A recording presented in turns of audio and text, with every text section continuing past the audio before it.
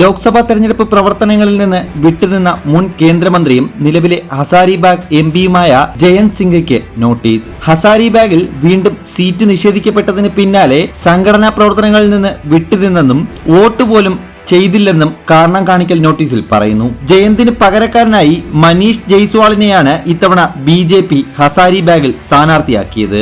തന്നെ തെരഞ്ഞെടുപ്പ് ചുമതലകളിൽ നിന്ന് ഒഴിവാക്കണമെന്ന് കഴിഞ്ഞ മാർച്ചിൽ ജയന്ത് സിൻഹ BJP ദേശീയ അധ്യക്ഷൻ JP നഡ്ഡയോട് ആവശ്യപ്പെട്ടിരുന്നു.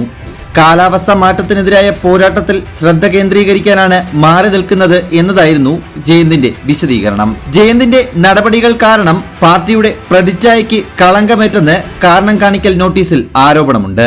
Jharkhand BJP general secretary Aditya സാഹുവാണ് നോട്ടീസ് നൽകിയിരിക്കുന്നത്. 2 ദിവസത്തിനകം വിശദീകരണം നൽകണമെന്ന് ആവശ്യപ്പെട്ടെങ്കിലും ഇതുവരെ ജയന്ത് കാരണം കാണിക്കൽ നോട്ടീസിന് മറുപടി നൽകിയിട്ടില്ല. ജയന്തിന്റെ പിതാവ് യശ്വന്ത് സിൻഹ ലോക്സഭയിൽ പ്രതിനിധീകരിച്ച മണ്ഡലമാണ് ഹസാരിബാഗ്. 2009 യശ്വന്ത് സിൻഹയായിരുന്നു ഇവിടെ നിന്നും വിജയിച്ചത്. 2014 ഹസാരിബാഗിൽ നിന്ന് വിജയിച്ച ജയന്ത് 2019 വിജയം ആവർത്തിച്ചു.